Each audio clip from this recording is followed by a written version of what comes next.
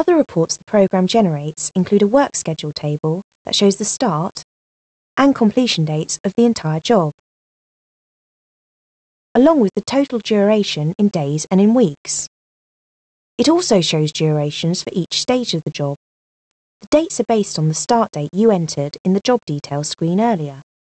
So for the foundations, it shows the number of working days, excluding weekends and any holidays you have set in the holiday table. It also shows the start date and the completion date for the foundations here.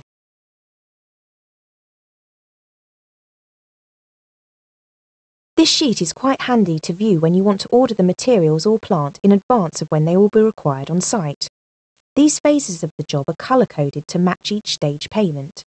So green is for the stages of work up to the completion of the oversight phase.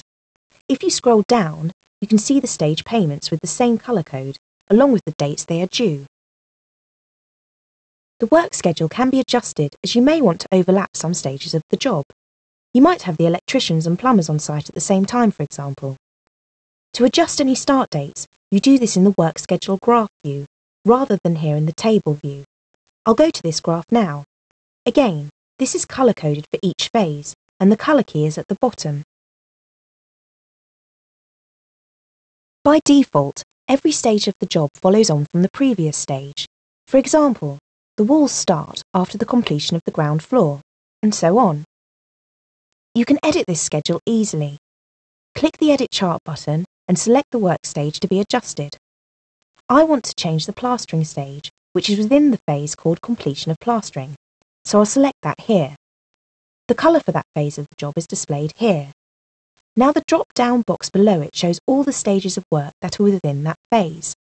I'll select the plastering stage, and it shows me the number of days for this, the number of men, the start and the completion dates.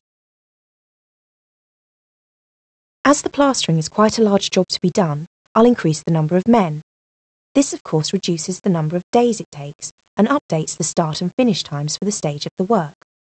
Notice, as I increase and decrease the amount of men, these numbers change and also the graph behind is adjusting.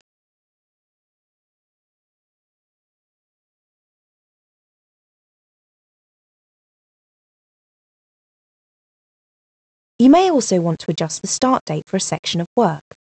Let's say we want to adjust the start date for the driveway, as this could be done while the house is being plastered, for example. The driveway stage is in the completion of contract phase. I'll click the Edit button, choose this phase, and select the stage of work I want to edit. Now, as I adjust the start date, watch the bar move to the left.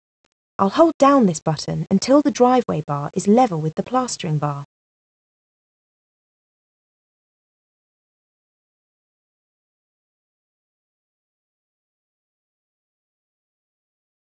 The work schedule table has also changed to reflect this new date for the driveway. You could also edit your payment schedule again so that the cost of the driveway is taken with the cost of the plastering. I'll do this now.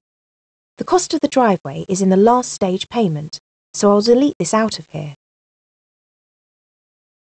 I want this cost to be in the stage payment for the completion of plastering phase, as I'll be doing the driveway when the plastering is being done.